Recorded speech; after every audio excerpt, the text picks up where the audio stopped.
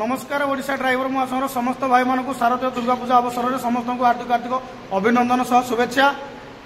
आज 28/9/2025 ढेंकानाल जिला हिंदोल ब्लॉक आज हिंदोल ब्लॉकर प्रत्येक पंचायत कमिटी और ब्लॉक कमिटी को लेकिन कार्यकारिणी गोटे बैठक रही है। कार्यकारिणी बैठक में प्रत्येक पंचायतर भाई मैंने योगदान देते धन्यवाद देवी जो भाई मैंने आसिक आम गाँव में पहुँची जहाँ भी आलोचना है संपूर्ण भाव में आलोचना भाई मैंने तो समस्त शुणिले जहाँ भी आलोचना है पंखानुपुंखानु से विषय में भाई मैंने अवगत हेले।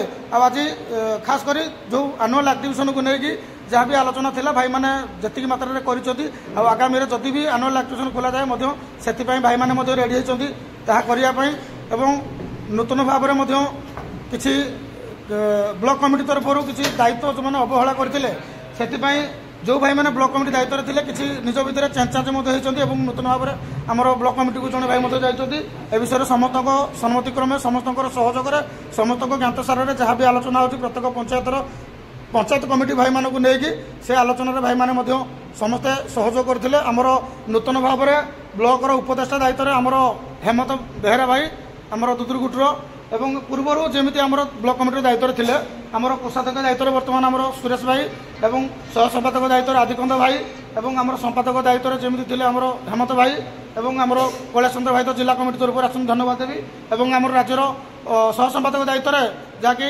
ढेंकानाल जिला हिंदोल ब्लॉक गोटे गर्व जेहेतु आम ब्लॉक उपदेष्टा दायित्व थे आलोक भाई से आम गण में पहुंची एवं आमर प्रकाश भाई ब्लॉक आडमिन दायित्व एवं उपसभापति दायित्व आमर शेषदेव भाई एवं आमर सीनियर सिटीजन हिसाब से ब्रह्मानंद भाई एवं आमर ब्लॉक एडिटर दायित्व जशवंत प्रधान भाई धन्यवाद देवी आउ निज सभापति दायित्व तो निज विकास भाई अच्छी धन्यवाद देवी। आज ये आलोचना समस्त भाई मैंने भाग नहीं प्रत्येक भाई को बहुत बहुत धन्यवाद देवी।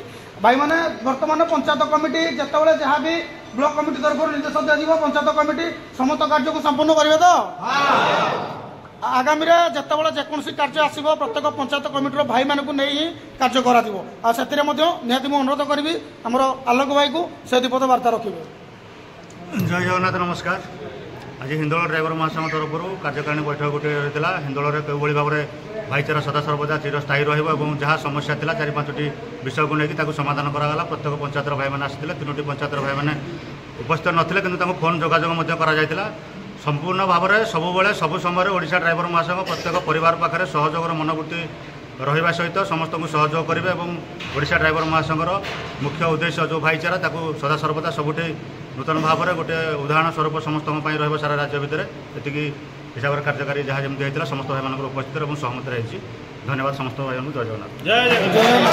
बहुत बहुत धन्यवाद देवी आमर हेमंत भाई संपादक निहती दीपद वार्ता रखिए। जय जगन्नाथ। जहाँकि आज आमर गोटे कार्यकारिणी बैठक होता जहाँकि आमर 35 पंचायत गोटे एनएसी मध्य तो समस्त कमिटी मेंबर भाई मैंने आसते समस्त को तो मुझे धन्यवाद दूसरी।